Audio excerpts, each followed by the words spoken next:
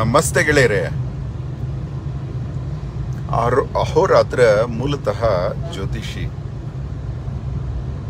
ಆದರೆ ದೇವ, ದೇಶ, ದೇಹ ಇವುಗಳ ವಿಚಾರದಲ್ಲಿ ಮುನ್ನಡೆದಾಗ ಇತ್ತೀಚೆಗೆ ಇವನು ದೇಶಭಕ್ತಿಯ ವಿಚಾರದಲ್ಲೇ ಹೆಚ್ಚು ತನ್ನ ಸಮಯವನ್ನು ಕಳೀತಾ ಇದ್ದ. ವೃಕ್ಷ ರಕ್ಷ, ಪಕ್ಷಿ ರಕ್ಷ, ಪ್ರಾಣಿ ರಕ್ಷ, ಉರುಗ ರಕ್ಷ ಮತ್ತು ಜೂಜು ಮುಕ್ತ ಹೋರಾಟಗಳು ಇವುಗಳಲ್ಲಿ ಇದ್ದ.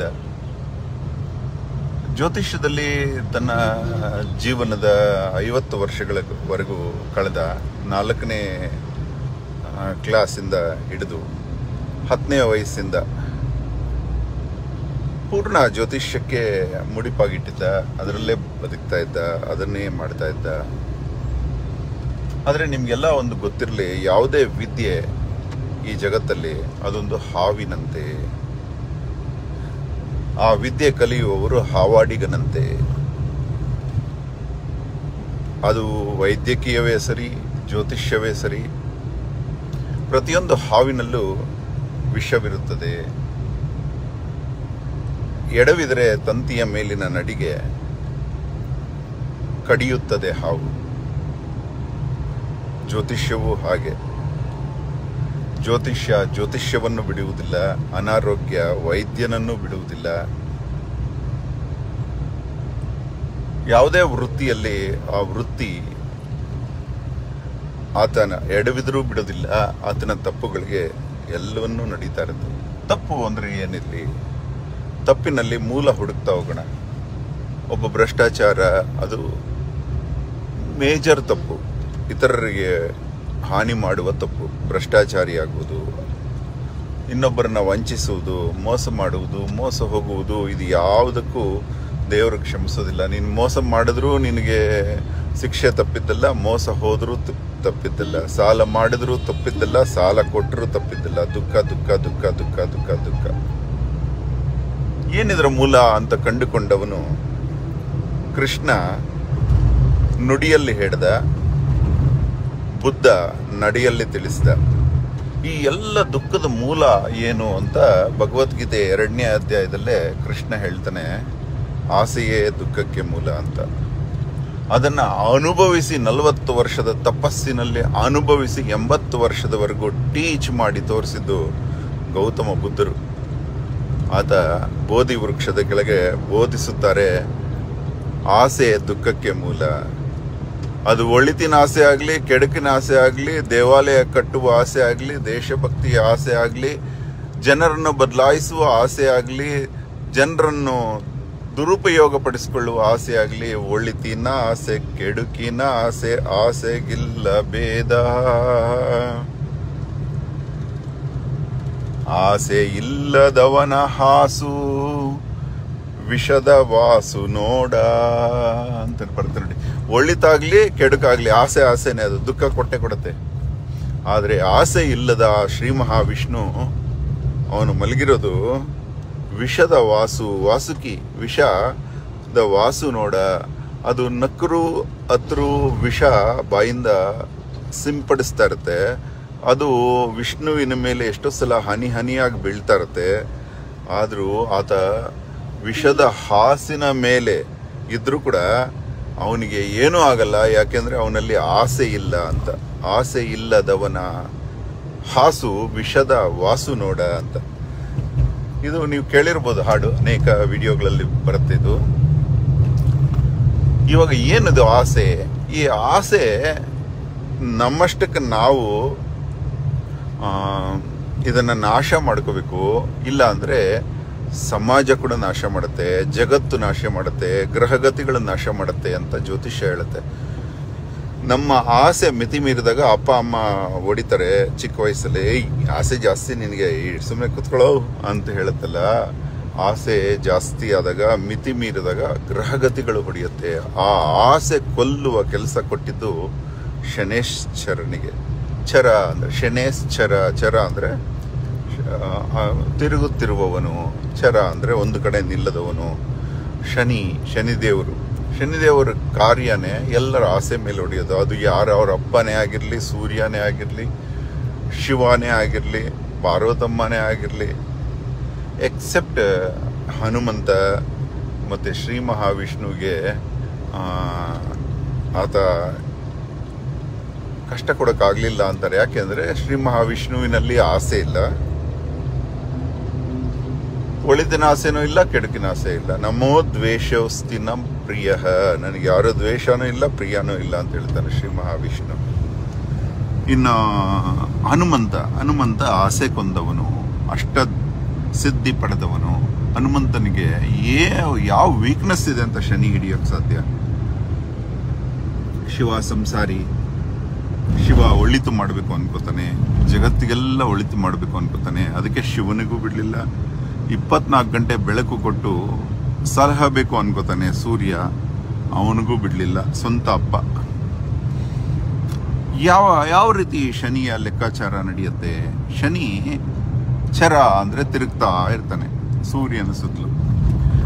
ಎಷ್ಟು ದಿವಸಗಳಿಗೊಮ್ಮೆ ಒಂದು ಚಕ್ರ ಸುತ್ತಾನೆ? 30 ವರ್ಷಗಳಿಗೆ ಒಂದು ಸುತ್ತು ಸುತ್ತಾನೆ ಶನಿ. ಭೂಮಿಗೆ 30 ವರ್ಷಗಳಿಗೆ ಒಂದು ಸುತ್ತು ಸುತ್ತಾನೆ. ಒಂದು ಸುತ್ತಿನಲ್ಲಿ 12 ರಾಶಿ ಇರುತ್ತೆ. 30ಅನ್ನು 12ರಿಂದ ಭಾಗಿಸಲಾಗಿ ಉಳಿಯುವುದು ಒಂದೊಂದು ರಾಶಿಗೆ 2.5 ವರ್ಷ. ಆದರೆ ಶನಿ ನಮ್ಮ ರಾಶಿಯ ಹಿಂದಿನ ರಾಶಿಗೆ ಪ್ರವೇಶ ಮಾಡಿದಾಗ್ಲಿಂದ ನಮ್ಮ ರಾಶಿಯ ಮುಂದಿನ ರಾಶಿಯನ್ನು ಬಿಡುವ ತನಕ ನಮ್ಮನ್ನ ಆಸೆ ಕೊಲ್ತಾನೆ. ನಮ್ಮಲ್ಲಿ ಆಸೆ ಇದ್ರೆ ಅದನ್ನು ಕೊಲ್ತಾ ಹೋಗ್ತಾನೆ. ಅದು ನಮಗೆ ತಡ್ಕೊಳಕ್ಕಾಗಲ್ಲ. ಅದು 7.5 ವರ್ಷ. ಅದನ್ನ 7.5 ಅಂತ ಕರೀತಾರೆ. ಏನು ನಿಮ್ಮಲ್ಲಿ ಆಸೆಗಳಿರ್ಬೋದು, ಅದು ನೀವು ಇಷ್ಟಪಡುವ ವಸ್ತುಗಳಾಗಿರಲಿ, ಅದು ಕಳೆಯೋಂಗೆ ಮಾಡ್ತಾನೆ. ನೀವು ಇಷ್ಟಪಡುವ ಮನುಷ್ಯರನ್ನ ದೂರ ಮಾಡ್ತಾನೆ. ನೀವು ಇಷ್ಟಪಡುವ ಆರೋಗ್ಯ ಇಲ್ಲದ ಹಾಗೆ ಮಾಡ್ತಾನೆ. ನೀವು ನಾನು ಜಿಮ್ ಮಾಡಿ ಬಾಡಿ ಇಡಬೇಕು ಅಂದರೆ ಬಾಡಿ ಬರದಂಗೆ ಮಾಡ್ತಾನೆ. ನೀವು ಓದಬೇಕು ಅಂದರೆ ಫೇಲ್ಯೂರ್ ಆಗೋಂಗೆ ಮಾಡ್ತಾನೆ. ನಿಮಗೆ ವೀಸಾ ಬೇಕು ಅಂದರೆ ಬರದಂಗೆ ಮಾಡ್ತಾನೆ.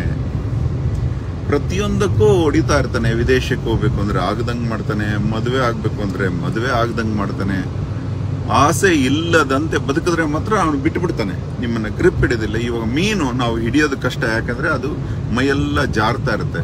ಅದರ ವೀಕ್ನೆಸ್ ನೋಡ್ಕೊಂಡು ಹಿಡಿಬೇಕಲ್ವಾ, ಹಂಗೆ ಅದನ್ನು ಹಿಡಿಯೋದಕ್ಕೆ ಆಗದ ಹಾಗೆ, ಶನಿಯ ಕೈಗೆ ಸಿಗದ ಹಾಗೆ ನಾವು ಬದುಕಬೇಕು ಅಂದರೆ ನಾವು ಆಸೆ ಇಲ್ಲದಂತಾಗಬೇಕು. ನಾವು ಹಣಕ್ಕೆ ಆಸೆ ಪಟ್ಟರೆ ಹಣದಲ್ಲೇ ಹೊಡಿತಾನೆ. 100 ಕೋಟಿ 1000 ಕೋಟಿ ಕಳ್ಕೊಂಡವ್ರನ್ನ ಅವ್ರ ಹತ್ರ ನೋಡಿದ್ದಾನೆ. ಇನ್ನು ನಿಮ್ಮ ರಾಶಿನ ನೀವು ಮೋಸ ಹೋಗ್ಬೇಡಿ ಪಾಪ. 1977 ನಂತರ ಹುಟ್ಟಿರೋರಿಗೆ ಅಷ್ಟು ಈಸಿ ಅಲ್ಲ ನಿಮ್ಮ ರಾಶಿನ ಹುಡುಕೋದು. ಯಾಕಂದರೆ ನೀವು ಒಂದು ವೇಳೆ ಸಿಸೇರಿಯನ್ ಆಗಿದ್ರೆ ನಿಮ್ಮ ರಾಶಿ ಮಾಯ ಆಗೋಗಿರುತ್ತೆ. ಯಾಕಂದರೆ ಡಾಕ್ಟ್ರ್ ಹೇಳಿದ ರಾಶಿಯಲ್ಲಿ ಹುಟ್ಟಿರ್ತೀರಿ ನೀವು, ದೇವರು ಹೇಳಿದ ರಾಶಿಯಲ್ಲಿ ಹುಟ್ಟಿರಲ್ಲ. ನೀವು ಹುಟ್ಟೋ ಸಮಯ ನಿಮ್ಮಿಂದ ದೂರ ಆಗಿರುತ್ತೆ. ಹಾಗಾಗಿ ನೀವೇನು ತಲೆ ಕೆಡಿಸ್ಕೊಬಿಡಿ. ಯಾವಾಗ ನಿಮಗೆ ಕೆಲಸಗಳಾಗ್ತಾ ಇಲ್ಲ ಅಂದರೆ ಆವಾಗ ತಿಳ್ಕೊಳ್ಳಿ ನಿಮ್ಮ ರಾಶಿಗೆ ಯಾವುದೋ 7.5 ಶುರುವಾಗಿರ್ಬೋದು, 2.5 ಶನಿ ಶುರುವಾಗಿರ್ಬೋದು. ಈ ರೀತಿ ಊಹೆ ಮಾಡ್ಕೋಬೇಕಷ್ಟೆ. ಆದರೆ ಯಾರ ಜಾತಕದಲ್ಲಿ ರಾಶಿ ಪರ್ಫೆಕ್ಟ್ ಇದೆಯೋ, ನೀವು ನಾರ್ಮಲ್ ಡೆಲಿವರಿಯಾಗಿ ಹುಟ್ಟಿ, ಅವ್ರಿಗೆ ಮಾತ್ರ ಸಿಕ್ಕಾಪಟ್ಟೆ ಆಟ ಆಡಿಸ್ಬಿಡುತ್ತೆ. ತುಂಬ ಇಂಟ್ರೆಸ್ಟಿಂಗ್ 7.5. ಇವಾಗ ಫಾರ್ ಎಕ್ಸಾಂಪಲ್ ಯಾಕೆ ವಿಚಾರ ಇರ್ತದೆ ಅಂದರೆ, ಮಾರ್ಚ್ 29ಕ್ಕೆ ಮಕರ ರಾಶಿಗೆ ಬಿಡ್ತಾ ಇದ್ದಾನೆ ಶನಿ. ಕುಂಭ ರಾಶಿಗೆ 5 ವರ್ಷ ಕಳೆದಿದೆ. ಮೀನ ರಾಶಿಗೆ 2.5 ವರ್ಷ ಕಳೆದಿದೆ. ಮೇಷ ರಾಶಿಗೆ ಹಿಡಿತಾ ಇದ್ದಾರೆ ಶನಿ ಇವಾಗ. ಅಂದರೆ ನೀವೆಲ್ಲ ಅಲರ್ಟ್ ಆಗಬೇಕು. ಇದು ಯಾರನ್ನೂ ಬಿಡೋದಿಲ್ಲ. ನೀನು ಕೋಟ್ಯಾಧಿಪತಿ ಆಗಲಿ, ಸರ್ವಾಧಿಕಾರಿ ಆಗಲಿ, ಪ್ರೈಮ್ ಮಿನಿಸ್ಟರ್ ಆಗಲಿ, ಯಾವಾಗಲೂ ಪಿಕ್ಚರ್ ಹಿಟ್ಟಾಗಿ ನನಗಿಂತ ಯಾರೂ ಇಲ್ಲ ಅಂತ ಮೆರೆದವರು ಮತ್ತೆ ಆ ಪಿಕ್ಚರ್ಗೆ ಯಾರು ಬರ್ದಂಗಾಗುತ್ತೆ. ಅವಾಗ ಅನ್ಕೋತೀರಿ ಇದು ನನ್ನಿಂದ ಅಲ್ಲ, ನನ್ನ ಸಮಯದಿಂದ ಆಗಿದ್ದು, ನನ್ನ ಒಂದು ಶ್ರದ್ಧೆ, ನಾನು ಕೆಲಸ ಮಾಡಿದ್ದಕ್ಕೆ ನನ್ನ ಫಲ ಅದು, ಆದರೆ ನನ್ನ ಸಮಯದ ಫಲವು ನನಗೆ ಎಫೆಕ್ಟ್ ಆಗುತ್ತೆ. ನೀನು ಎಷ್ಟೇ ಚೆನ್ನಾಗಿ ಚಿತ್ರ ಮಾಡಿದ್ರು ಅದು ಏಟು ತಿನ್ನತ್ತೆ. ಇಂಥವೆಲ್ಲ. ಹೀಗೆ ಈ ಸಾಡೆಸತಿ ಎಷ್ಟು ಕರುಣಾಮಯಿ ಅವನು ಅಂದರೆ, ಎಲ್ಲ ಗ್ರಹಗಳಲ್ಲಿ ಅತಿ ಹೆಚ್ಚು ಕರುಣಾಮಯಿ ಶನಿ. ಅವನಷ್ಟು ಒಳ್ಳೆಯವನೇ ಇಲ್ಲ. ಅವನು ನಿಮ್ಮನ್ನ ಉಪಕಾರ ಮಾಡೋಕ್ಕೆ ಶಿಕ್ಷೆ ಕೊಡ್ತಾ ಇರ್ತಾನೆ. ನೀವು ಅಯ್ಯೋ ಶನಿನಪ್ಪ, ಅದಕ್ಕೆ ನೀವು ಯಾವತ್ತೇ ಆಗಲಿ ಯಾರನ್ನೇ ಕೆಟ್ಟವ್ರನ್ನೇ ಅವನು ದೊಡ್ಡ ಶನಿ ಕಣೋ ಅನ್ನೋದನ್ನ ಬಿಟ್ಟುಬಿಡಿ.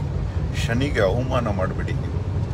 ಒಳ್ಳೆಯವ್ರಿಗೆ ಶನೇಶ್ವರನ ಕಂಪೇರ್ ಮಾಡ್ಬೋದು ನೀವು, ಕೆಟ್ಟವ್ರಿಗೆಲ್ಲ ಶನಿಯ ಜೊತೆ ಆಟ ಆಡ್ಬಿಡಿ. ನನಗೇನು ಮಾಡಬೇಕಾಗಲ್ಲ, ಮಕರ ಕುಂಭಾಧಿಪತಿ ಏನ್ ನಮಃ, ನನಗೆ ಶನಿ ಹಿಡಿಯೋದಿಲ್ಲ, ನಾನು ಅವಂದೇ ರಾಶಿಯವನು, ನನಗೆ ಹಿಡಿಯೋದಿಲ್ಲ ಅಂತ ಅಹಂಕಾರ ಪಟ್ಟವ್ರನ್ನು ಬಿಡೋದಿಲ್ಲ. ಕೃಷ್ಣದೇವರಾಯರನ್ನು ಬಿಡಲಿಲ್ಲ. ಕೃಷ್ಣದೇವರಾಯ ತಿಮ್ಮರಸು ಹೆಂಗೆ ಮೆರೆದ್ರು, 40-45 ವರ್ಷ ಪತನ ಆಗ್ಬಿಟ್ರು. ಏನ್ ಸಿಕ್ಕ ಅವ್ರಿಗೆ ಚಿಕ್ಕ ಚಿಕ್ಕ ಕಳ್ಳತನಕ್ಕೆಲ್ಲ ಕಣ್ಣು ತೆಗಿತಾ ಹೋದ್ರು. ಕಡೆಗೆ ಅವ್ರಿಬ್ಬರಿಗೂ ಕಣ್ಣೇ ಇಲ್ದಂಗಾಯ್ತು. ಅದು ಮುಂದೆ ಒಂದು ದಿವಸ ಕಣ್ಣಿನ ಕತೆ ಹೇಳ್ತೀನಿ. ಕಣ್ಣು ತೆಗೆದವರ ಕಣ್ಣು ಹೇಗೆ ಹೋಯಿತು, ಕಣ್ಣಿಗೆ ಕಣ್ಣು ಹೇಗೆ ಮಾಡ್ತಾರೆ.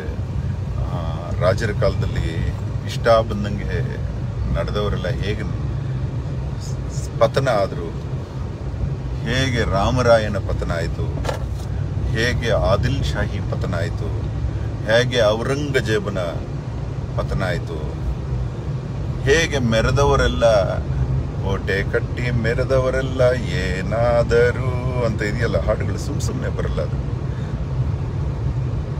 ಹೀಗೆ ಶನಿ ಯಾರನ್ನೂ ಬಿಡೋದಿಲ್ಲ. ಅವನಿಗೆ ಹಿಟ್ಲರ್ ಆಗಿರ್ಲಿ ಯಾರನ್ನೂ ಬಿಡೋದಿಲ್ಲ. ದಶರಥ ಅನ್ಕೊಂಡಿರ್ತಾನೆ ಅಯೋಧ್ಯ ಅಂದ್ರೆ ಅವಧ ಅಂತಾರೆ. ಅದನ್ನ ಆಡು ಭಾಷೆಯಲ್ಲಿ ಅವಧ ಅಂತಾರೆ. ವಧೆ ಇಲ್ಲದ ರಾಜ್ಯ, ವಧೆ ಇಲ್ಲದ ರಾಜ್ಯ. ವಧ ಅಂದ್ರೆ ಯುದ್ಧ. ವಧ ಇಲ್ಲದ ರಾಜ್ಯ ಅದು ಅವಧ. ಅಯೋಧ್ಯ ಯುದ್ಧವಿಲ್ಲದ ರಾಜ್ಯ ಅದು. ಯುದ್ಧ ಅಯೋಧ್ಯ ಅಂದ್ರೆ ನನ್ನ ಮೇಲೆ ಯಾರು ದಾಳಿ ಮಾಡಲಾಗುವುದಿಲ್ಲ. ಸೋಲು ಇಲ್ಲದ ಸಾಮ್ರಾಜ್ಯ ನನ್ನದು. ಆ ಕೋಟೆಗೆ 8 ಬುರುಜಗಳಿದ್ವು ಸುತ್ತಲೂ, 8 ದಿಕ್ಕುಗಳಲ್ಲಿ. ಒಂದೊಂದು ಬುರುಜಿನಲ್ಲಿ ಆ ಕಾಲಕ್ಕೆ 14 ಲಕ್ಷ ವರ್ಷಗಳ ಹಿಂದೆ ಒಂದೊಂದು ಬುರುಜಿನಲ್ಲಿ ಒಂದೊಂದು ತೋಪಿತ್ತಂತೆ.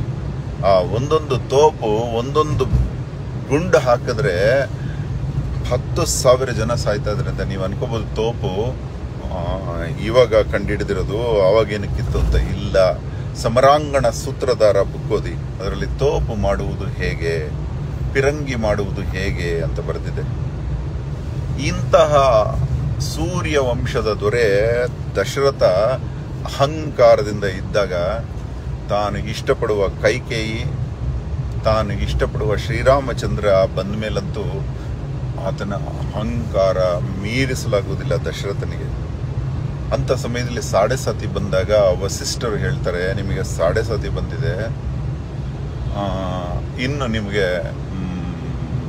ತುಂಬ ಕಷ್ಟಗಳು ಬರುತ್ತೆ, ಇನ್ನು ನೀವು ಆಸೆಗಳನ್ನು ಕೊಲ್ಲಬೇಕು, ರಾಮನ ಮೋಹದಿಂದ ಆಚೆ ಬನ್ನಿ, ಇಲ್ಲಾಂದ್ರೆ ರಾಮನಿಗೆ ಕಷ್ಟ ಆಗುತ್ತೆ, ನೀವೇನು ಇಷ್ಟಪಟ್ಟರೆ ಅವ್ರಿಗೆ ತೊಂದರೆ ಆಗುತ್ತೆ. ಕೈಕೇಯಿ ಮೋಹದಿಂದ ಆಚೆ ಬನ್ನಿ, ಕೈಕೇಯಿಗೆ ತೊಂದರೆ ಆಗುತ್ತೆ.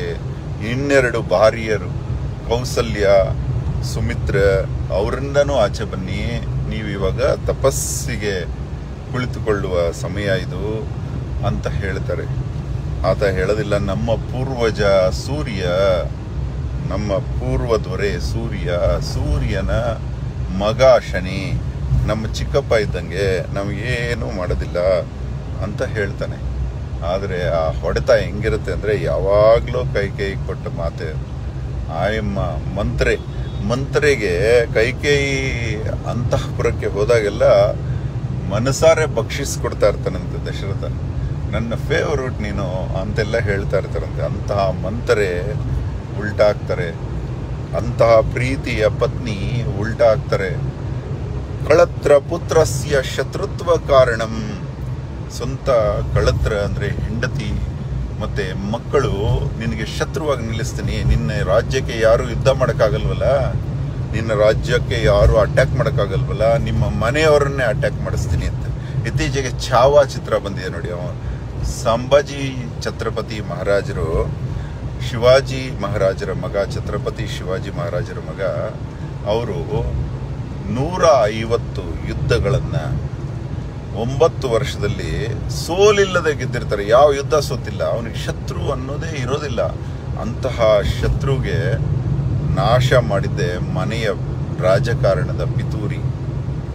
ಹಾಗಾಗಿ ಇದನ್ನು ನೋಡ್ತಾ ಇರೋ ಎಲ್ಲ ರಾಜಕಾರಣಿಗಳಾಗಲಿ, ಚಿತ್ರೋದ್ಯಮದವರಾಗಲಿ, ನೀವು ವ್ಯವಸಾಯ ಮಾಡುವ ರೈತರಾಗಲಿ, ನೀವು ಜಮೀನನ್ನು ಜಾಸ್ತಿ ಇಷ್ಟಪಟ್ಟರೆ ಅದೇ ಜಮೀನನ್ನು ಅಡ ಇಡೋಂಗೆ ಮಾಡುತ್ತೆ ಸಾಡೆಸಾತಿ.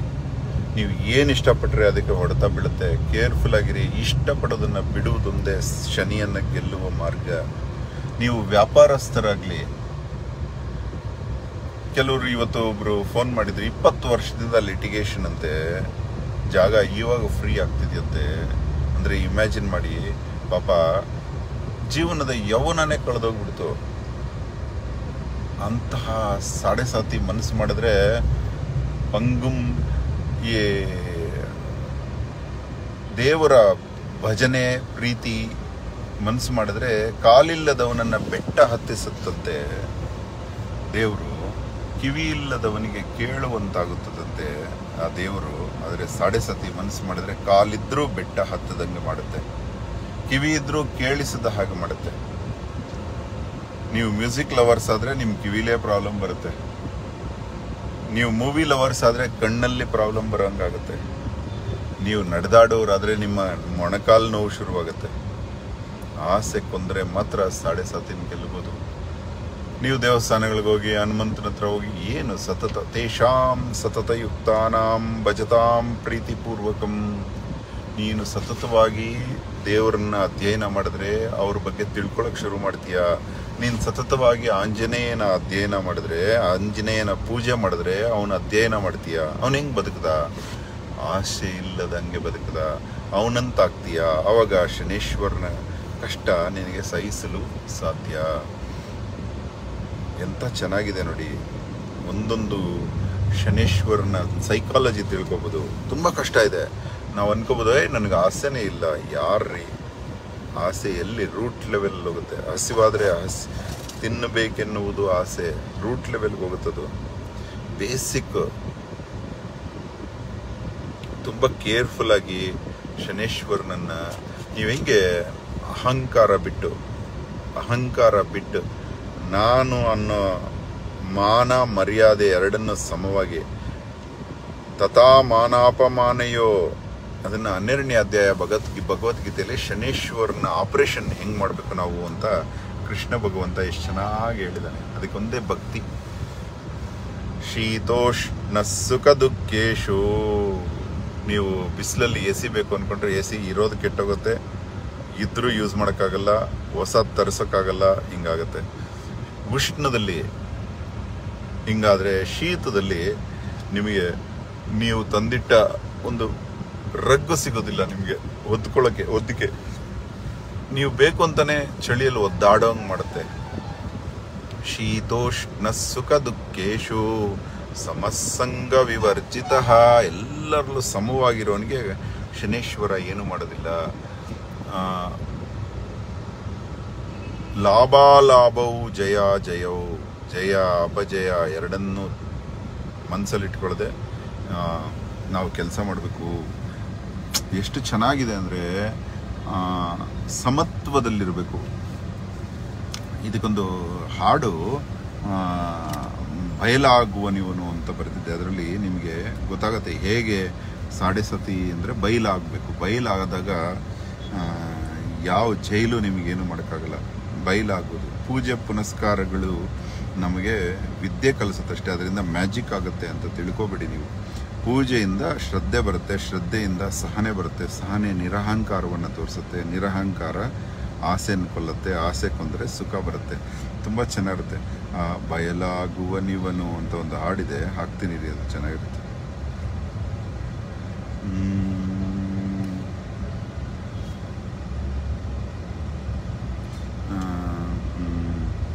ಯಾವುದದು ಬಯಲಾಗುವ ನೀವನು ಹೆಂಗೆ ಬರುತ್ತದು?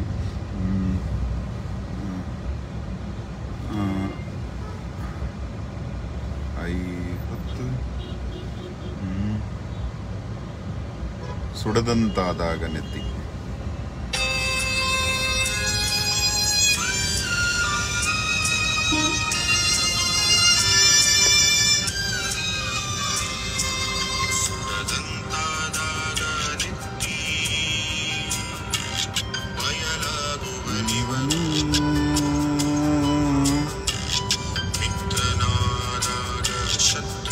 ರಾಘವೇಂದ್ರ ಬಿಜಾಡಿ ಹಾಡಿರೋದು ತುಂಬಾ ಚೆನ್ನಾಗಿದೆ. ಸಮೀರ್ ರಾವ್ ಮ್ಯೂಸಿಕ್.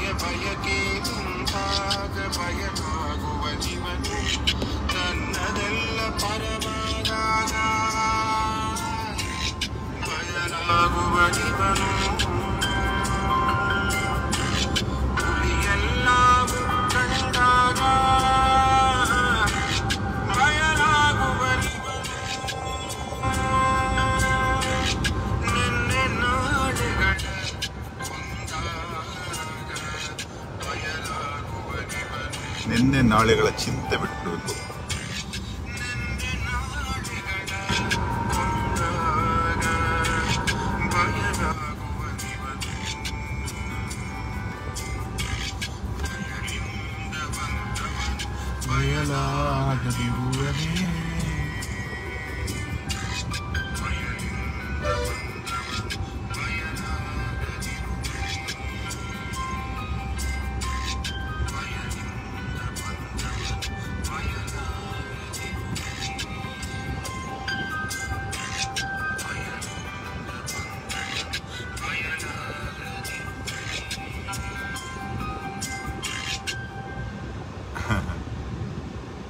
ಇದಾದ್ಮೇಲೆ ಆಕ್ಚುಲಿ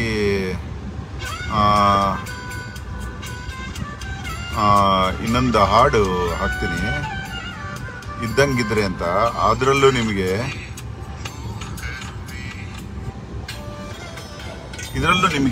ಶನಿಯನ್ನ ಆಪರೇಟ್ ಮಾಡೋದು ಹೇಗೆ ಅಂತ ತುಂಬಾ ಈಸಿ ಆಗುತ್ತೆ, ಗೊತ್ತಾಗತ್ತೆ ನೋಡಿ.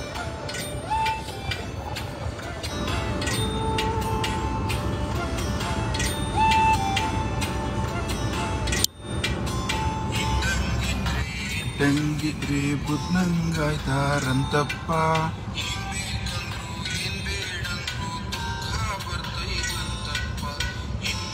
ನೋಡಿ, ಏನ್ ಬೇಕಂದ್ರೂ ದುಃಖ ಬರುತ್ತೆ, ಏನ್ ಬೇಡ ಅಂದ್ರೂ ದುಃಖ ಬರುತ್ತೆ.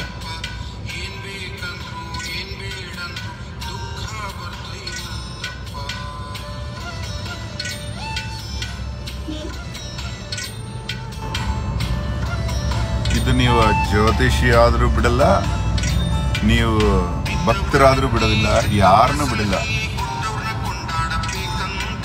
ಆಸೆ ಮಾತ್ರ ಇರಬಾರ್ದು.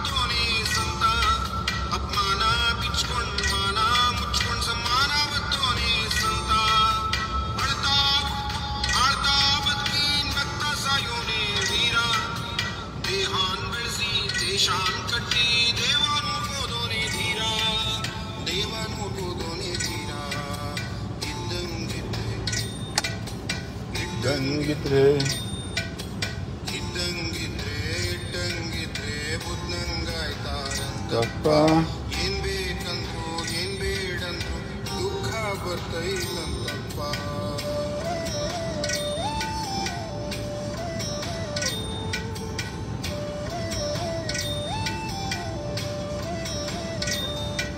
ಮುನ್ಸಿಲ್ದೋನು ಮನ್ಸಿಡ್ಕೊಂಡು ಗರ್ಬಿಟ್ಟೋನೆ ಗುರು ಕಣೋ ಮುನ್ಸಿಲ್ದೋನು ಮನ್ಸಿಡ್ಕೊಂಡು ಗರ್ಬಿಟ್ಟೋನೆ ಗುರು ಕಣೋ ಮಣ್ಣಲ್ ಚಿನ್ನ ಹೊನ್ನಲ್ ಮಣ್ಣ ಕಂಡಂತ ಕಣ್ಣೆ ಚೆನ್ನ ಕಾಣೋ ಮಣ್ಣಲ್ ಚಿನ್ನ ಹೊನ್ನಲ್ ಮಣ್ಣ ಕಂಡಂತ ಕಣ್ಣೆ ಚೆನ್ನ ಕಾಣೋ ಚಿನ್ನಾರು ಕಾಡಿ ನೊಂದವ್ರ ಕೂಡಿ ಗಡಿಯಲ್ ಮಡ್ದವ್ರ ಕೊಂಡಾಡಿ ಚಿನ್ನಾರು ಕಾಡಿ ನೊಂದವ್ರ ಕೂಡಿ ಗಡಿಯಲ್ ಮಡ್ದವ್ರ ಕೊಂಡಾಡಿ ಇಟ್ಗಳ್ ನುಡ್ದು ನಡೆದು ಇಟ್ಗಳ್ ನುಡ್ದು ನಡೆದು ಇಡುವಡಿಗೆ ಎನ್ನ ಮುಡಿ ಅಡಿಕಿತ್ತಡಿ ಇಡುವಡಿಗೆ ಎನ್ನ ಮುಡಿ ಅಡಿಕಿತ್ತಡಿ ಇಡುವಡಿಗೆ ಎನ್ನ ಮುಡಿ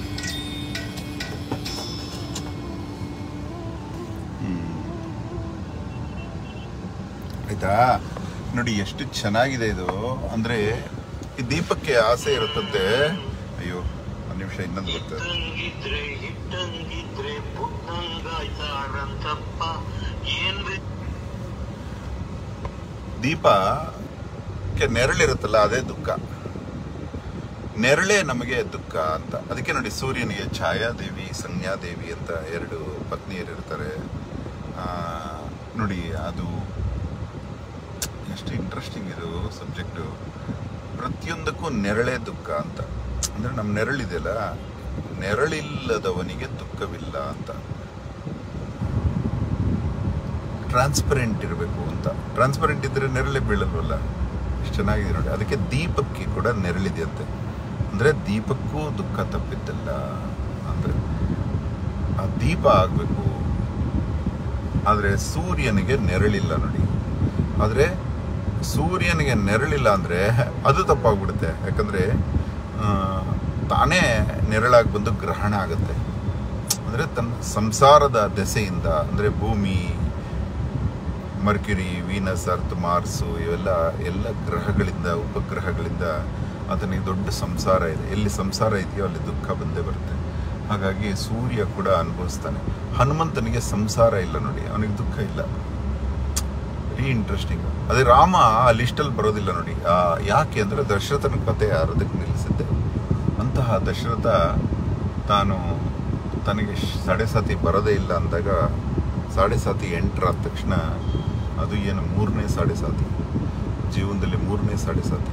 ದಶರಥನಿಗೆ ಮಗು ಆಗೋಷ್ಟೊತ್ತಿಗೆ 80 ವರ್ಷ ಆಗೋಗಿತ್ತು. 3-4ನೇ ಸಾಡೆ ಸಾತಿ. ಸಾಡೆ ಸಾತಿ ಬಾಲ್ಯ, ಗೃಹಸ್ಥ, ವಾನಪ್ರಸ್ಥ, ಸನ್ಯಾಸ 4ವರೆಗೆ ಬರುತ್ತೆ. ಬಾಲ್ಯದಲ್ಲಿ ಬಂದರೆ ತಂದೆ ತಾಯಿಗಳಿಗೆ ಕಷ್ಟಗಳಾಗಿ ಅವನಿಗೆ ಬಾಲ್ಯದಲ್ಲಿ ಸಿಗಬೇಕಾದ ವ್ಯವಸ್ಥೆಗಳು, ಆಸೆ ಪಡುವ ವ್ಯವಸ್ಥೆಗಳು ಸಿಗೋದಿಲ್ಲ. ನಾವು ಹಿಂಗೆ ಮಕ್ಕಳು ಕೆಲವರು ಈ ಅಂಗಡೀಲಿ ಇದರ ಮುಂದೆ ಪಪ್ಪರ್ಮೆಂಟ್ ಚಾಕ್ಲೇಟ್ ಬೇಕು ಅಂತ ನಿಂತ್ಕೋತಾರೆ. ಆ ಥರ ದುಡ್ಡಿರಲ್ಲ, ಆಸೆ ಪಡ್ತಾ ಇರ್ತಾರೆ. ಆ ಆಸೆಗೆ ಹೊಡೆತ ಬೀಳ್ತಾ ಇರುತ್ತಲ್ಲ, ಅದು ಬಾಲ್ಯ. ಗೃಹಸ್ಥದಲ್ಲಿ ಸಂಸಾರಕ್ಕೆ ಹೊಡೆತ ಬೀಳುತ್ತೆ, ಅದು 2ನೇ ಸಾಡೆ ಸಾತಿ. ವಾನಪ್ರಸ್ಥದಲ್ಲಿ ಮಕ್ಕಳಿಂದ ಹೊಡೆತ ಬೀಳುತ್ತೆ, ಅದು 3ನೇ ಸಾಡೆ ಸಾತಿ. ಸನ್ಯಾಸದಲ್ಲಿ ದೇವರೇ ಸಿಗೋದಿಲ್ಲ. ಸನ್ಯಾಸ ಅಂದರೆ ದೇವರನ್ನ ಹುಡುಕುವುದು ಅಂತ. ಸನ್ಯಾಸ, ಒಳ್ಳೆಯ ನ್ಯಾಸ ಅಂತ. ಆ ದೇವರು ಸಿಗದಂಗೆ ಮಾಡೋದು. ಅವನು ದೇವರ ಆಸೆ, ದೇವರನ್ನ ಹುಡುಕುವಂಥ ಆಸೆ ಇಟ್ಕೊಂಡಿರ್ತಾನೆ. ಆ ಆಸೆಗೆ ಹೊಡೆತ ಬೀಳುತ್ತೆ. ಇದು ವೆರಿ ಇಂಟ್ರೆಸ್ಟಿಂಗ್ ನೋಡಿ, ಈ 4 ಭಾಗಗಳು. ಸಾಡೆ ಸಾತಿ ಬಗ್ಗೆ ದಿನಗಟ್ಟಲೆ ಮಾತಾಡ್ಬೋದು. ಸೌತ್ ಕೆನರಾದಲ್ಲಿ ಜನಗಳಿಗೆ, ದಕ್ಷಿಣ ಕನ್ನಡದಲ್ಲಿ ಒಂದು ಸಂಸ್ಕೃತಿ ಇದೆ, ಉತ್ತರ ಕನ್ನಡದಲ್ಲೂ ಇದೆ. ನಾವು ಬೆಂಗಳೂರಲ್ಲಿ ಸಿಟಿಗಳಲ್ಲಿ ಮರ್ತೋಗಿದ್ದೀವಿ. ನಮ್ಮ ಆಂಧ್ರ ಪ್ರದೇಶ್ ಬಾರ್ಡ್ರಲ್ಲಿ, ನಮ್ಮ ಕೋಲಾರ ಜಿಲ್ಲೆ, ಇಲ್ಲೆಲ್ಲ ಕೂಡ ಒಂದು ಸಂಸ್ಕೃತಿ ಇದೆ. ಏನಂದರೆ ಅವಾಗ ಮನೆಯಲ್ಲಿ ಕಷ್ಟಗಳು ಬಂದಾಗ ಕತೆಗಳು ಹೇಳಿಸ್ತಾರೆ. ಸೌತ್ ಕೆನರಾದಲ್ಲಿ ಜಾಸ್ತಿ ಮನೆಗಳಲ್ಲೇ ಹೇಳಿಸ್ತಾರೆ. ವಿಕ್ರಮಾದಿತ್ಯನ ಕತೆ, ನಳದಮಯಂತಿ ಕತೆ, ಹರಿಶ್ಚಂದ್ರನ ಕತೆ, ಸತ್ಯ ಹರಿಶ್ಚಂದ್ರನ ಕತೆ, ಹೀಗೆ ಕತೆಗಳು ಹೇಳಿಸ್ತಾರೆ. ಅದರಲ್ಲಿ ಅವ್ರಿಗೆ ಹೆಂಗೆ ಕಷ್ಟಗಳು ಬಂತು, ಸಾಡೆ ಸಾತಿಯಲ್ಲಿ ಶನಿ ಹೆಂಗೆ ಕಷ್ಟ ಕೊಟ್ಟ, ಅವ್ರು ಹೆಂಗೆ ಅದನ್ನು ಪಾರು ಮಾಡ್ಕೊಳ್ತಾರೆ. ವಿಕ್ರಮಾದಿತ್ಯನಿಗಂತೂ ಕೈ ಕಾಲು, ಎರಡು ಕೈ ಎರಡು ಕಾಲು ತೆಗೆದುಬಿಟ್ಟು ಶನೇಶ್ವರ ಅವನು ತುಂಬ ಇಷ್ಟಪಡ್ತಾ ಇರ್ತಾನೆ. ಭುಜಬಲ ಪರಾಕ್ರಮಿ ಅವನು. ಆ ಭುಜಗಳನ್ನೇ ತೆಗೆದು ಬಿಡ್ತಾರೆ ಶನಿ. ಅವನು ಕಾಲುಗಳಲ್ಲಿ ಸಿಕ್ಕಾಪಟ್ಟೆ ಓಡಾಡೋನು ವಿಕ್ರಮಾದಿತ್ಯ. ಅವನ ಕಾಲು ಕೈ ಎರಡು ತೆಗೆದುಬಿಟ್ಟು ಗಾಣದ ಎತ್ತಿನ ಓಡಿಸೋಕ್ಕೆ ಕೂಡಿಸ್ಬಿಡ್ತಾರೆ. ಅಂತಹ ಏನು ಇಷ್ಟಪಟ್ಟರೆ ಅದನ್ನು ನಡೆಯೋದು. ಅದು ಅವರಿಗೆ ಕಷ್ಟಗಳು ಕಡಿಮೆ ಆಗುತ್ತೆ. ಯಾಕಂದರೆ ಆ ಕತೆಗಳು ಕೇಳಿ ಕೇಳಿ ಮಕ್ಕಳಿಂದ ಹಿಡಿದು ಎಲ್ಲರೂ ಸೌತ್ ಕೆನರಾದಲ್ಲಿ ಸ್ವಲ್ಪ ಈ ಕತೆಗಳನ್ನು ಕೇಳಿ ಕೇಳಿ ಸ್ವಲ್ಪ ಬುದ್ಧಿವಂತರಾಗಿರ್ತಾರೆ, ಹೆಂಗೆ ಶನಿಯನ್ನು ಹ್ಯಾಂಡಲ್ ಮಾಡೋದು ಅಂತ. ನಾವು ಇಲ್ಲಿ ಏನು ಕೇಳಿರಲ್ಲ, ಯಾವಾಗಲೂ ಸಾಫ್ಟ್ವೇರು ಹಾರ್ಡ್ವೇರು, ಅದು ಹೇಗೆ, ಆ ಕಂಪನಿ ಹೆಂಗೆ, ಈ ಕಂಪನಿ ಹೆಂಗೆ, ಅಹಂಕಾರ, ಬಲಂ ದರ್ಪಂ ಕಾಮಂ ಕ್ರೋಧಂಶ್ಚ ಸಂಶ್ರಿತಾಹ ಅಂತ ಅಂದ್ಕೊಂಡಿರ್ತೀವಲ್ಲ. ನಮಗೆ ಶನಿ ಅಂದರೆ ಯಾವುದು ಶನಿ, ಯಾವುದು ಪ್ಲ್ಯಾನೆಟ್ ಅದು, ಎಲ್ಲ ಸುಳ್ಳದು ರೌಂಡ್ಗಿದೆ, ಅದೇನು ಮಾಡುತ್ತೆ, ಅದು ಇಟ್ಸ್ ಎ ಬ್ಯೂಟಿಫುಲ್ ಪ್ಲ್ಯಾನೆಟ್ ಅಂತ ಹೇಳ್ಬಿಟ್ಟು ಮಾತಾಡ್ತಾರಲ್ಲ, ಅವ್ರಿಗೆ ತಿಪ್ಪರ್ಲಾಗ ಹಾಕ್ಸ್ಬಿಡುತ್ತೆ ಸಾಡೆ ಸಾತಿ. ಹ್ಯಾಂಡ್ಲಿಂಗೇ ಗೊತ್ತಿಲ್ಲ, ಡ್ರೈವಿಂಗೇ ಗೊತ್ತಿಲ್ಲ. ನಿಮ್ಮ ಕೈಗೆ ಎಂಥ ವೆಹಿಕಲ್ ಕೊಟ್ಟರೆ ಹೆಂಗೆ ಡ್ರೈವ್ ಮಾಡ್ತೀರಿ, ಹಂಗಾಗ್ಬಿಡುತ್ತೆ. ಅದಕ್ಕೆ ಕತೆಗಳು ಕೇಳಿದ್ರೆ ನಮಗೆ ಯಾರ್ಯಾರು ಸಾಡೆ ಸಾತಿ ಹೇಗೆ ಬಂತು, ಅವ್ರು ಹೆಂಗೆ ಫೇಸ್ ಮಾಡಿದ್ರು. ದಶರಥನಿಗೆ ಸ್ವಂತ ಇಷ್ಟಪಡುವ ಹೆಂಡತಿನೇ ನೀನು ರಾಮನನ್ನು ಕಾಡಿಗಟ್ಟು ಅಂತ ಹೇಳ್ತಾಳೆ. ರಾಮ ಆ ಮಾತು ಗೊತ್ತಾದ ತಕ್ಷಣ ತಂದೆ ಹೇಳೋದೇ ಇಲ್ಲ ರಾಮನಿಗೆ. ತನ್ನ ತಾಯಿಗೆ ಮಾತು ಕೊಟ್ಟಿದ್ದಾನೆ, ಚಿಕ್ಕಮ್ಮನಿಗೆ, ತನ್ನ ಫೇವ್ರೇಟ್ ತಾಯಿ, ಸ್ವಂತ ತಾಯಿಗಿಂತ ಚೆನ್ನಾಗಿ ಬೆಳೆಸಿರ್ತಾರೆ, ಆಕೆ ಮಗನಿಗೆ ಪಟ್ಟ ಬೇಕು ಅಂತ ರಾಮನನ್ನು ಕಾಡಿಗಟ್ಟುವ ಒಂದು ಯೋಚನೆ ಮಾಡಿದಾಗ ರಾಮ ವಿಚಾರ ಗೊತ್ತಾದ ತಕ್ಷಣ ಕಾಡಿಗೆ ಹೋಗಲು ನಿಂತ್ಕೊಳ್ತಾನೆ. ಆವಾಗ ದಶರಥ ಹೇಳ್ತಾನೆ, ನಾನು ನಿನ್ಗೆ ಹೇಳೇ ಇಲ್ವಲ್ಲಪ್ಪ ನೀನು ಹೋಗು ಅಂತ. ನಾನು ಪಿತೃ ಅಲ್ವೇ, ಪಿತೃ ವಾಕ್ಯ ಪರಿಪಾಲನೆ ಮಾಡ್ತೀಯಲ್ಲ ನೀನು, ನಾನು ಹೇಳ್ತಾ ಇದ್ದೀನಿ, ನೀನು ಹೋಗ್ಬೇಡ ನೀನು ಕಾಡಿಗೆ. ನಾನು ಯಾರಿಗೋ ಮಾತು ಕೊಟ್ಟಿರೋದು, ನಾನು ಮಾತು ತಪ್ಪಿದವನಾದರೂ ಪರವಾಗಿಲ್ಲ ಅಂತ. ಅವಾಗ ರಾಮ ಹೇಳ್ತಾನೆ, ನೀನು ನನಗೆ ಹೇಳುವ ಆಜ್ಞೆ ನಾನು ನಡೆಸ್ತಾ ಇಲ್ಲ, ನೀನು ಇತರರಿಗೆ ಕೊಟ್ಟ ಮಾತು ನನಗೆ ತುಂಬ ಗೌರವಾನ್ವಿತ. ನೀನು ಮಾತು ಕೊಡುವ ಮೊದಲು ಯೋಚಿಸಬೇಕಾಗಿತ್ತು. ಮಾತು ಕೊಟ್ಟಿದೀಯಾ, ಅದಕ್ಕೋಸ್ಕರ ನಾನು 14 ವರ್ಷ ಕಾಡಿಗೆ ಹೋಗ್ತೀನಿ ಅಂತ. ನೋಡಿ, ಇಷ್ಟಪಡುವ ರಾಮ ಕಾಡಿಗೆ ಹೋದಾಗ ಬದುಕೋದಕ್ಕೂ ಆಗೋದಿಲ್ಲ ದಶರಥನಿಗೆ. ಪ್ರಾಣ ಬಿಟ್ಬಿಡ್ತಾರೆ ಅದೇ ಸಾಡೆ ಸಾತಿಲಿ. ಎಂಥ ಇಂಟ್ರೆಸ್ಟಿಂಗ್ ಸ್ಟೋರಿ ನೋಡಿ. ಇನ್ನು ಗುರುಗ್ರಹ ಶನೇಶ್ವರನಿಗೆ ಬೃಹಸ್ಪತಿ ಗುರು ಸಮಾನರು, ದೇವತೆಗಳಿಗೆ ಗುರು ಆತ. ಬೃಹಸ್ಪತಿ ಹೇಳ್ತಾನೆ, ಲೇ ನನ್ನೇ ಹಿಡಿತೀಯ ನೀನು, ನಾನು ಗುರು ಕಣೋ ಅಂತ ತಮಾಷೆ ಮಾಡ್ತಾ ಇರ್ತಾರೆ. ಏನು ಮಾಡೋಕ್ಕಾಗಲ್ಲ. ಅವರು ನನ್ನ ಏನು ಮಾಡ್ತಾನೆ ನನ್ನ ಶಿಷ್ಯ, ನನ್ನ ಸಾಡೆ ಸಾತಿಲಿ ಅಂತ. ಇವೆಲ್ಲ ಕತೆಗಳು ತುಂಬ ಚೆನ್ನಾಗಿದೆ. ಅದನ್ನು ನೀವು ನಿಜ ಅನ್ಕೋತಿರೋ ಸುಳ್ಳು ಅನ್ಕೋತಿರೋ ಜನಗಳಿಗೆ ಯಾರನ್ನೂ ಬಿಡೋದಿಲ್ಲ ಶನಿ ಅಂತ ಹೇಳೋದಕ್ಕೆ ಒಂದು ಉದಾಹರಣೆ. ಬೃಹಸ್ಪತಿ ನಡ್ಕೊಂಡು ಹೋಗ್ತಾ ಇದ್ರೆ ಯಾರೋ ಒಬ್ಬರು ಕಳಿಂಗರ್ ತಂದು ಕೊಡ್ತಾರೆ, 2 ಕಳಿಂಗರ್ ಹಣ್ಣು, ಗುರುಗಳೇ ತಗೊಳ್ಳಿ ಅಂತ. ಇವರು ಅದನ್ನು ಎತ್ಕೊಂಡು ಹೋಗ್ಬೇಕಾದ್ರೆ ರಾಜನ ಮಕ್ಕಳಿಬ್ಬರ ಹತ್ಯೆ ಆಗಿರುತ್ತೆ. ಅವರು ಹುಡುಕ್ತಾ ಇರ್ತಾರೆ. ಈತನ ಬ್ಯಾಗ್ ಚೆಕ್ ಮಾಡಿದ್ರೆ ಅವೆರಡು ತಲೆಗಳಾಗಿರುತ್ತೆ, ಕತ್ತರಿಸಿರುವ ತಲೆಗಳು. ಆ ರಸ ಕೆಳಗಡೆ ಬೀಳ್ತಾ ಇರುತ್ತೆ, ಕಳಿಂಗರ್ದು ಹಣ್ಣಾಗಿರುತ್ತೆ. ಆ ರಸ ಕೆಳಗಡೆ ಬಿದ್ದಾಗ ಅದು ರಕ್ತ ಅಂದ್ಕೊಂಡು ಅವ್ರು ನೋಡಿದ್ರೆ ಒಳಗಡೆ ತಲೆಗಳಿರುತ್ತೆ. ಆತ ನೇಣಿಗೆ ಶಿಕ್ಷೆಗೆ ಗುರಿಯಾಗ್ತಾನೆ. ಆ ನೇಣಿಗೆ ಹಾಕಿದಾಗ ಬೃಹಸ್ಪತಿ ಹೇಳ್ತಾನೆ, ಅಪ್ಪ ನಿನ್ನ ಶಿಷ್ಯ ಗುರು ಆದರೂ ಬಿಡೋದಿಲ್ಲ ನೀನು, ನಮ್ಮ ಎಲ್ಲ ಅಹಂಕಾರವನ್ನು ಮುರಿಯುವ ವ್ಯಕ್ತಿ ನೀನು ಶನಿ ಅಂತ ಹೇಳ್ತಾರೆ. ಎಷ್ಟು ಚೆನ್ನಾಗಿದೆ ನೋಡ್ರಿ, ಇದು ಶನೀಶ್ವರನಲ್ಲಿ ಇದೆ. ಸುಮ್ಮನೆ ಕಾಲು ಕೈ ಎಲ್ಲವನ್ನು ಫ್ರೀ ಬಿಟ್ಬಿಟ್ಟು ನಮಸ್ಕಾರ ಮಾಡಿಕೊಂಡು, ನೀನು ಹಾಲಲ್ಲಾದರೂ ಹಾಕು, ನೀರಲ್ಲಾದರೂ ಹಾಕು ಅಂತ ನೀವು ಶನೀಶ್ವರನ ಮುಂದೆ ಕೂತ್ಕೊಂಡ್ರೆ ಆಸೆಗಳನ್ನು ಬಿಟ್ಬಿಟ್ಟು ಜೀವನ ತುಂಬ ಚೆನ್ನಾಗಿ ಮಾಡ್ತಾನೆ. ಊಟ ತಿಂಡಿಗೆ ನಿಮ್ಗೆ ಯಾವತ್ತೂ ತೊಂದರೆ ಮಾಡೋದಿಲ್ಲ. ಊಟದ ಆಸೆ ಬಿದ್ದರೆ ಮಾತ್ರ ಹೊಡಿತಾನೆ. ನೀನು ಲಾಡು ಆಸೆ ಪಟ್ಟರೆ ಜೀವನದಲ್ಲಿ ಲಾಡುನೇ ಸಿಗದಂಗೆ ಮಾಡ್ತಾನೆ. ಸುಮ್ಮನೆ ಬಿದ್ಕೊಂಡಿರ್ಬೇಕು. ನಿಮಗೆ ಟೈಮ್ ಟು ಟೈಮ್ ಜೈಲಲ್ಲಿ ಊಟ ಸಿಗುತ್ತಲ್ಲ, ಹಂಗೆ ಸಿಗುತ್ತೆ. ಸುಮ್ಮನೆ ಕೇರ್ಲೆಸ್, ಹೆಂಗೆ ಬಂದರೆ ಹಂಗೆ ಜೀವನ ಅಂತ ಸ್ವೀಕರಿಸ್ತಾ ಇರಬೇಕು. ಎಷ್ಟು ಇಂಟ್ರೆಸ್ಟಿಂಗ್ ಸಾಡೆ ಸಾತಿ. ನಿಜವಾಗ್ಲೂ ಒಳ್ಳೆ ಸ್ನಾನ ಮಾಡಿ ಶುದ್ಧವಾಗಿ ಆಚೆ ಬಂದಂಗೆ ಇರ್ತೀವಿ. 7:30 ಕಳೆದ ಆಚೆ ಬಂದಾಗ ನಿಮಗೆ ತುಂಬ ನೀವು ಅಂದರೆ ಇಂದ್ರ ಚಂದ್ರ ನೀವೇ ದೇವರು ಅಂದ್ಕೊಂಡವರೆಲ್ಲರ ಬಣ್ಣಗಳು 7:30 ಬಯಲಾಗ್ಬಿಡುತ್ತೆ. ನೀವೇ ದೇವರು, ನಿಮ್ಮನ್ನು ಬಿಟ್ಟರೆ ಯಾರೂ ಇಲ್ಲ, ನೀವು ನಮ್ಮ ಆಪದ್ ಬಾಂಧವರು ಅಂದ್ಕೊಂಡವರೆಲ್ಲ ದೂರ ಹೋಗ್ಬಿಡ್ತಾರೆ. ಹೇಳ್ದವ್ರ ಮಾತು ಕೇಳ್ಕೊಂಡು ದೂರ ಆಗ್ಬಿಡ್ತಾರೆ. ಆದರೆ ನಿಮ್ಮನ್ನು ಅಯ್ಯೋ ಫೋನ್ ಮಾಡಿದ್ರೆ ಪಾಪ ತೊಂದರೆ ಆಗುತ್ತೆ ಅಂತ ನಿಮ್ಮ ಶುಭ ಕಾಲದಲ್ಲಿ ಹಂಚಿಕೊಂಡು ದೂರ ಇರುವಂತಹ ಸ್ನೇಹಿತರು, ಅಂದರೆ ಪಾಪ ನಾವು ಹೋದರೆ ಅವ್ರಿಗೆ ತೊಂದರೆ ಆಗ್ಬೋದು, ಬ್ಯುಸಿಯಾಗಿರ್ತಾರೆ, ಅವ್ರ ಜೀವನ ಅವ್ರು ನೋಡ್ತಾ ಇರ್ತಾರೆ ಅಂದ್ಕೊಂಡಿರ್ತಾರೆ, ಇವರು ಮರೆತೇ ಹೋಗ್ಬಿಟ್ಟಿರ್ತಾರಂಥ ಸ್ನೇಹಿತರನ್ನ. ಅಂಥವರೆಲ್ಲ ನಿಮ್ಮ ಕಷ್ಟ ಶುರುವಾದ ತಕ್ಷಣ ಹತ್ರ ಬಂದ್ಬಿಡ್ತಾರೆ.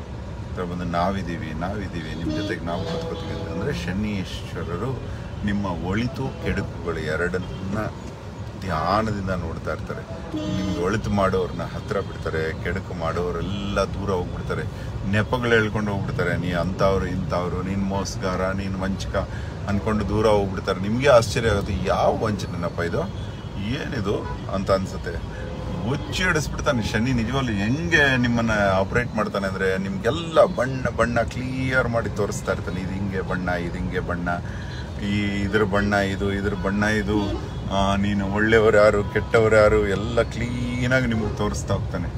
ಆ ಕ್ಲಾರಿಫಿಕೇಶನ್, ಆ ಕ್ಲಾಸಿಫಿಕೇಶನ್ನು, ಕಲರು, ಕ್ಲಾರಿಟಿ, ಕ್ಯಾರೆಟ್ ವೆಯ್ಟು ಮತ್ತು ನಿಮ್ಮ ಕಟಿಂಗ್ಸು ಕ್ಲೀನಾಗಿ ಮಾಡಿ ನಿಮ್ಮನ್ನು ಶುದ್ಧ ಮಾಡಿ ಹಿಂಗೆ ಆಚೆ ಬಿಡ್ತಾನೆ ಪ್ರಪಂಚಕ್ಕೆ.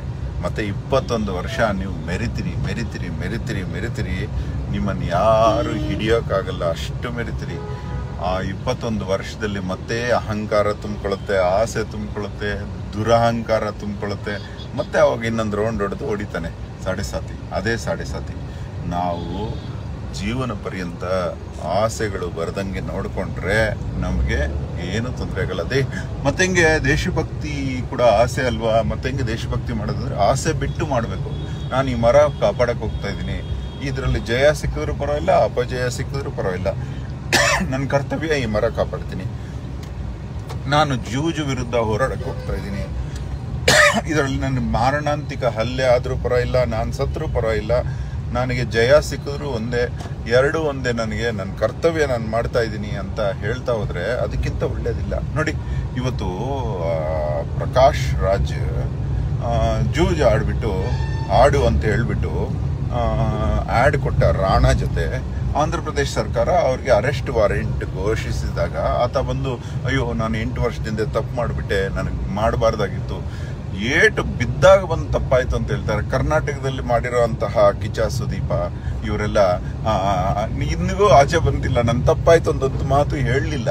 ಆದರೆ ಇವನಿಗೂ ಅರೆಸ್ಟ್ ಆಗುವಂಥ ಪರಿಸ್ಥಿತಿ ಬಂದರೆ ಅವಾಗ ಅಯ್ಯೋ ನನ್ನ ತಪ್ಪಾಗೋಯ್ತು ಗೊತ್ತಾಗಲಿಲ್ಲ ಅಂತ ಹೇಳ್ತಾರೆ. ಅಂದರೆ ಅರ್ಥ ಮಾಡ್ಕೊಳ್ಳಿ, ಈ ಏಟು ಬೀಳೋಕ್ ಮುಂಚೆನೆ ಆ ಪಶ್ಚಾತ್ತಾಪ ಆಗಿದ್ರೆ ಅದನ್ನೇ ಎಚ್ಚರ ಮಾಡಿದ್ದು. ನಿನ್ನ ತಪ್ಪು ಅನ್ನೋ ಫೀಲಿಂಗ್ ಬಂದರೆ ಸಾಕು, ಇನ್ನು ಮುಂದೆ ಆಡಬೇಡಿ ಅಂತ ಹೇಳ್ದ ಅವನು ಪ್ರಕಾಶ್ ರಾಜ್ ಬಂದು. ಹಂಗೆ ಆಡಬೇಡಿ ಅಂತ ಹೇಳಿದ್ರೆ, ಆಡು ಅಂತ ಹೇಳಿದಾಗ ಕೇಳಿ ಸತ್ತವರು ಇನ್ನು ಮುಂದೆ ಆಡಬೇಡಿ ಅಂತ ಹೇಳಿದಾಗ ಬಂದು ಸಾಯದೇ ಇರೋರು ನಿಮಗೆ ಪುಣ್ಯ ಫಲ ಸಿಗುತ್ತೆ. ಯಾರು ರೆಡಿ ಇಲ್ಲ, ಅದು ಪ್ರಾಣಕ್ಕೆ ಬಂದಾಗಲೇ, ಮೂಗತ್ರ ಕಷ್ಟ ಬಂದಾಗಲೇ ನೋಡ್ಕೊಳ್ಳೋದು. ಇವೆಲ್ಲ ಏನು ಹೇಳಿದ್ದು, ಏನೋ ಸುದೀಪ ನೀನು ಹಂಗೆಲ್ಲ ಹೇಳ್ಬೇಡಪ್ಪ, ನೀನು ಜನಗಳಿಗೆ, ನಮ್ಮ ಜನ ಅವ್ರು ಆಡ್ಬಿಡ್ತಾರೆ ನಿನ್ನ ಮಾತು ಕೇಳ್ಕೊಂಡು, ಆಡಿ ಸತ್ತೋಗ್ತಾರಪ್ಪ ಸುಸೈಡ್ ಮಾಡಿಕೊಂಡು ಅಂತ ಹೇಳಿದ ಮಾತ್ರಕ್ಕೆ ಮನೆ ಮೇಲೆ ಬಿದ್ದು ದಾಂಧಲೆ ಮಾಡಿ ಜಗಳ ಮಾಡಿ ಮಾಡಬಾರ್ದು ಮಾಡಿದ್ರು. ಆದರೂ ನಾವು ಆ ಭಾವನೆ, ನನಗೆ ಗೆಲುವು ಸೋಲು ಅನ್ನೋದು ಆಸೆ ಇರಲಿಲ್ಲ, ನನಗೆ ಅದರಿಂದ ಫಲ ಸಿಗಬೇಕು ಏನೂ ಇರಲಿಲ್ಲ. ಸುಮ್ಮನೆ ನಾನು ಒಳ್ಳೇದು ಮಾಡ್ಕೊಂಡು ಹೋಗ್ತಾ ಹೋದ್ವಿ. ಆ ರೀತಿ ಮಾಡಬೇಕು ವಿನ ದೇಶಭಕ್ತಿ ಅದರಿಂದ ಫಲ ನೋಡಬಾರ್ದು. ಫಲ ನೋಡಿದ್ರೆ ಆಸೆ ಏಟು ಬಿಡುತ್ತೆ, ಟಕ್ ಅಂತ ಬೀಳುತ್ತೆ ಏಟು. ಅದರಿಂದ ಎಕ್ಸ್ಪೆಕ್ಟೇಷನ್ ಇಟ್ಕೋಬಾರ್ದು, ಸುಮ್ಮನೆ ಮಾಡ್ತಾ ಹೋಗ್ಬೇಕು ನಮ್ಮ ಕೆಲಸ. ಮರ ಕಾಪಾಡೋದಾಗ್ಲಿ, ಹಾವು ಕಾಪಾಡೋದಾಗ್ಲಿ. ಹಾವು ಕಚ್ಚಲೂಬಹುದು, ಹಾವನ್ನು ಕಾಪಾಡುವಾಗ ಹಾವು ನಮಗೆ ಕಚ್ಚಲೂಬಹುದು. ಅದು ಗೊತ್ತಿರಲ್ಲ ನಾವು ಕಾಪಾಡ್ತಿದ್ದೀವಿ ಅಂತ. ಯೂಶಲಿ ಗೊತ್ತಾಗ್ಬಿಡುತ್ತೆ ಹಾವುಗಳಿಗೆ, ನಾವು ಕಾಪಾಡೋ ಮನುಷ್ಯನ ಕೈ ಏನು, ಕಾಪಾಡದಿರೋ ಮನುಷ್ಯನ ಕೈ ಏನು 2 ಸೆಕೆಂಡಲ್ಲಿ ಕಂಡುಹಿಡಿದು ಬಿಡುತ್ತದೆ. ಅದಕ್ಕೆ ಇತ್ತೀಚೆಗೆ ಹಾವು ಹಿಡ್ಕೊಂಡಾಗ ಅನುಭವ ಆಯಿತು ನನಗೆ. ಅದಕ್ಕೆ ಗೊತ್ತಾಗ್ಬಿಡುತ್ತೆ ಪಾಪ, ಅದು ಕಚ್ಚೋದಿಲ್ಲ, ಆದರೂ ಕಚ್ಚಿದ್ರೂ ಪರವಾಗಿಲ್ಲ ಅಂತ ತಿಳ್ಕೊಂಡ್ರೆ ಹಾವನ್ನು ಕಾಪಾಡೋಕ್ಕಾಗೋದು. ಇವೆಲ್ಲ ತಿಳ್ಕೊಳ್ಳಿ ದಯವಿಟ್ಟು. ಒಳಿತಿನ ಆಸೆ, ಕೆಡುಕಿನ ಆಸೆ, ಆಸೆಗಿಲ್ಲ ಭೇದ. ಅದು ಒಳ್ಳೇದಾಗ್ಲಿ ಆಸೆ, ಕೆಟ್ಟದ್ದೇ ಆಗಲಿ ಆಸೆನೇ ಅದು. ಆದರೆ ಆಸೆ ಬಿಟ್ಟು ಒಳಿತು ಮಾಡಿ. ಇಷ್ಟನ್ನು ಹೇಳ್ತಾ ಸಾಡೆ ಸತಿನ ಆಪರೇಟ್ ಮಾಡೋದಕ್ಕೆ ನನ್ನ ಕೈಲಾದಷ್ಟು ನಿಮಗೆ ಅನೇಕ ಪಾಯಿಂಟ್ಸನ್ನ ಕೊಟ್ಟಿದ್ದಾನೆ ಅಹೋರಾತ್ರ. ಒಬ್ಬ ಜ್ಯೋತಿಷಿಯಾಗಿ, ಅನುಭವಿಯಾಗಿ ಇಂತಹ 2 ಸಾಡೆ ಸಾತಿಗಳನ್ನು ಕಂಡು ಇನ್ನೂ ಕಾಣ್ತಾ ಇದ್ದಾನೆ. ಇನ್ನೊಂದು ಫ್ಯೂ ಡೇಸಲ್ಲಿ ಅನುಭವದ ಮಾತನ್ನು ಹೇಳ್ತಾ ಇದ್ದಾನೆ. ಇದನ್ನು ಅನುಭವನ ಸಾರನ ಪಡೆದವರು ಸಂತೋಷ ಪಡಿ. ನಿಮಗೆಲ್ಲ ಒಳಿತಾಗಲಿ. ಆ ಶನೇಶ್ವರನ ಸತತ ವಂದಿಸುತ್ತಾ, ಮೊಟ್ಟ ಮೊದಲು ಅಹೋರಾತ್ರನಿಗೆ ಅನಿಸಿದ್ದು ಶನೇಶ್ವರನಿಗೆ ಈ ಭಾವನೆಗಳನ್ನು ಬರೋದಕ್ಕೆ ಒಂದು ಆಯತನ ನಿರ್ಮಾಣ ಮಾಡಬೇಕು ಅನಿಸ್ಬಿಡ್ತು ನನಗೆ. ಜೀವನದಲ್ಲಿ ಯಾವತ್ತೂ ಒಂದು ದೇವಸ್ಥಾನ ಕಟ್ಟಬೇಕು ಅನಿಸ್ಲಿಲ್ಲ, ಯಾವತ್ತೂ ಒಂದು ಆಶ್ರಮ ಕಟ್ಟಬೇಕು ಅನಿಸ್ಲಿಲ್ಲ. ಮಹಾರಾಷ್ಟ್ರ ಸರ್ಕಾರದಲ್ಲಿರೋರು ಕೂಡ ಎನ್ಕರೇಜ್ ಮಾಡಿದರು. ಇಲ್ಲಿ ಬೆಂಗಳೂರಲ್ಲೂ ಕೂಡ ತುಂಬ ಅನೇಕ ಜನ ನನಗೆ ಹೇಳಿದರು, ನನಗೆ ಡಿಟ್ಯಾಚ್ಡ್ ಆಗಿ ಕಿತ್ತಡಿ ಥರ ಬದುಕಬೇಕು ಅಂತ ಆಸೆ ಇದ್ದವನು. ಆದರೆ ಈ ಶನೇಶ್ವರನ ಈ ಲೀಲೆ ನೋಡಿದ ಮೇಲೆ ಶನೇಶ್ವರನ ಅರ್ಥ ಮಾಡಿಸೋಂಥ ಒಂದು ಕಾರ್ಯಕ್ಷೇತ್ರ ಆಯತನ ಮಾಡಿ ಬಿಡಬೇಕು ಅಂತ ಕೂಡ ಅನ್ನಿಸ್ತು. ಅಷ್ಟೇ, ಅನ್ನಿಸಿದ್ದಷ್ಟೇ. ಅದು ಮತ್ತೆ ಆಸೆ ಆಗುತ್ತೆ. ಅದಕ್ಕೆ ಹೇಳ್ತಾ ಇದ್ದೀನಿ, ಇದು ಯಾವುದೋ ಒಂದು ಅನ್ನಿಸಿರೋ ಭಾವನೆ ಹೇಳ್ತಾ ಇದ್ದೀನಿ. ಧನ್ಯವಾದ. ಶನೇಶ್ವರನಿಗೆ ಸಲ್ಯೂಟ್ ಮಾಡುತ್ತಾ ಅಹೋರಾತ್ರ.